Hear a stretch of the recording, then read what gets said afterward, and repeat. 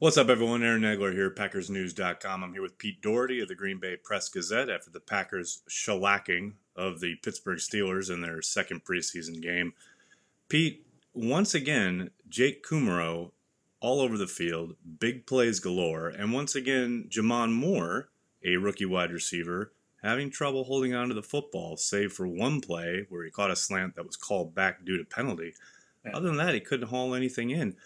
Is there a realistic possibility here that Kumerow, an undrafted guy who's bounced around the league for a few years, could take a spot from one of these rookie wide receivers? I think there is. I mean, I don't know if I'd bet on it quite yet because they could keep seven too, and they could keep all the rookies and Kumaro if they want to. But Moore, this is the second week in a row where it's a deep ball. Boyle put it right on the money and he dropped it. If he catches it, he doesn't stumble. It's probably a long touchdown. Same thing happened last week. So those are the kind of plays that win games, and so that can get you cut. And the last time I just looked this up. The last time a fourth round pick got cut, who was healthy before that, didn't make the 53-man roster to start the season.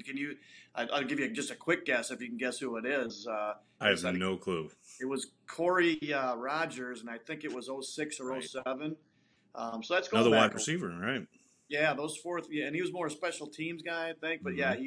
he just got cut, and so it's those fourth rounders usually make it. It's not very often when they don't. And I'm not saying Moore's going to get cut, but if things don't pick up, it's on the table.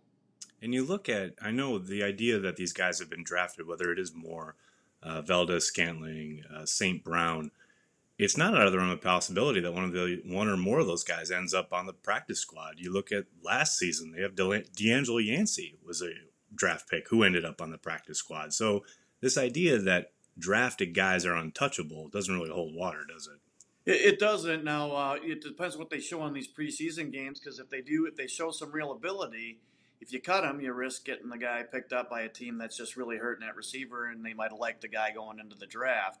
And Valdez Scantling has looked, he's showed enough. I think he's got a real good shot at making it. St. Brown, I think he It's had been a up and down. kind of a drop today, but he's Yeah. made some plays too. There's still a chance all three could make it too. If, like I said, if they flash something, then if the Packers cut them, then there's always a risk that a receiver poor team that like those guys going in the draft might pick them up. There you go. All the latest from Lambeau Field. Make sure you're checking PackersNews.com for all the latest. For Pete, I'm Aaron. We'll talk to you soon.